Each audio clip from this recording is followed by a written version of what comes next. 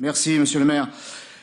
Équipés de caméras, nos policiers municipaux pour les protéger, entre autres, protéger les agents dépositaires de l'ordre public est une démarche louable et légitime que nous ne pouvons que soutenir, mais cela n'enlèvera pas tout à fait le sentiment que nous avons qui, selon nous, consiste dans votre démarche à, en quelque sorte, si vous me permettez l'expression, à fliquer la police. Car le citoyen le plus surveillé de ce pays, le plus épié, c'est précisément le policier. Comme s'il avait quelque chose à se reprocher avant même qu'il ait pu agir. Et nous avons pu entendre, à travers la prise de parole de notre collègue M. Mas, que les policiers qui sont intervenus à Aulnay-sous-Bois, qui ont essayé d'intervenir, eh bien, sont d'ores et déjà condamnés par les représentants du Parti socialiste avant même que l'enquête ait pu aboutir. Le policier, voilà celui qui doit être condamné avant même qu'il ait pu s'expliquer, comme cela avait été déjà le cas dans l'affaire dite de la BAC Nord, où M. Valls a lancé une véritable fatwa à l'encontre de ces policiers, ruinant les familles, la réputation de ces policiers, anéantissant même leurs familles, pour que finalement cette histoire finisse par accoucher d'une souris. Eh bien, nous ne considérons pas, nous, au Front National, que les policiers doivent être montrés du doigt, mais effectivement, ils doivent être protégés. Si ces caméras peuvent le permettre, nous le soutiendrons. Je profite moi aussi de ce dossier pour évoquer les chiffres de l'insécurité qui ont été publiés il y a quelques jours. Il ne vous étonnera pas que je n'ai pas la même lecture que M. Mas. La vérité, elle est nue et crue. Il suffit de la lire dans les colonnes du quotidien local. Je cite « La plaie des cambriolages ». C'est curieux, Monsieur Mas, que vous félicitiez d'une baisse, alors que cette activité, si je puis dire, est présentée comme étant une véritable plaie. Les chiffres sont édifiants. 45 foyers, dont 19 à Marseille, cambriolés par jour, c'est-à-dire 16 547 faits en 2016. Les violences familiales, agressions sexuelles en tout genre explosent, nous dit-on, et vont au-delà de l'impulsivité toute sudiste que certains ont osé exprimer. Seul l'arrachage de colliers est en chute libre, mais pour celles et ceux qui veulent bien voir la réalité en face, ils savent que les arrachages de colliers sont en chute libre parce que précisément les Marseillaises n'en portent plus. Il faut être aveugle ou complètement dans l'idéologie pour ne pas le voir. Les stupes, les trafics de stupéfiants et les armes de guerre, nous dit-on, sont sans fin.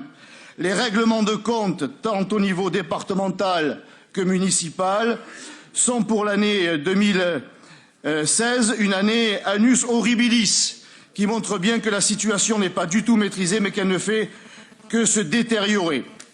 Alors, devant un tel, j'évoquerai rapidement, la menace terroriste, même si à Marseille, elle ne s'est pas exprimée, heureusement. Le danger est bien là, comme nous l'avions dénoncé depuis tant d'années, dans l'indifférence, voire le mépris général. Alors, la réalité, elle est celle-là, et elle est déjà assez grave, et pourtant, nous sommes bien loin de la réalité complète, si je puis dire, et cette réalité, elle a été exprimée au mois d'avril dernier, au cours d'un CLSPD restreint, au cours duquel une étude a été présentée par un chercheur du CNRS qui s'est penché sur l'insécurité à Marseille, sur la réalité de l'insécurité à Marseille, pas simplement celle que l'on peut trouver dans les statistiques du ministère de l'Intérieur et qui sont largement bidonnées, à tel point que ce chercheur, mandaté par la ville d'ailleurs, à partir d'un marché, a pu très clairement démontrer que ces statistiques étaient bien loin de la réalité, que, par exemple, les victimes étaient largement découragées pour porter plainte en raison de l'attente interminable dans les commissariats. Aujourd'hui, il faut déposer une pré-plainte sur Internet pour peut-être quelques jours après être convoqué dans un commissariat à l'autre bout de la ville. Voilà bon nombre de plaintes qui n'ont finalement pas été déposées et voilà comment on peut dégonfler les statistiques de l'insécurité. Des chiffres donc largement bidonnés et démontrés par cette étude, comme l'avait fait déjà l'Observatoire de la délinquance placé sous la direction de M. Alain Bauer, qu'on peut soupçonner d'être proche des idées de Marine Le Pen. Mais que voulez-vous, quand la vérité est sous le regard de M. Bauer, il ne peut s'empêcher lui aussi de l'exprimer.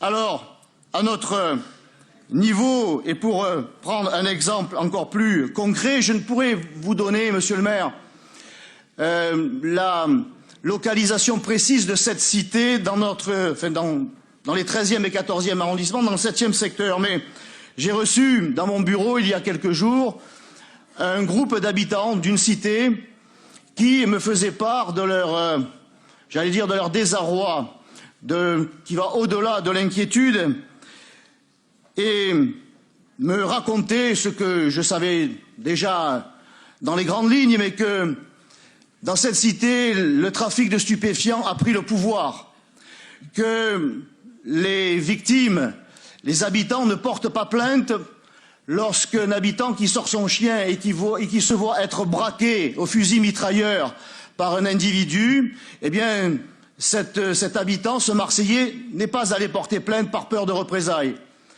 Que cette mamie qui a été sauvagement agressée par l'un des choufs n'est pas allée porter plainte par peur de représailles.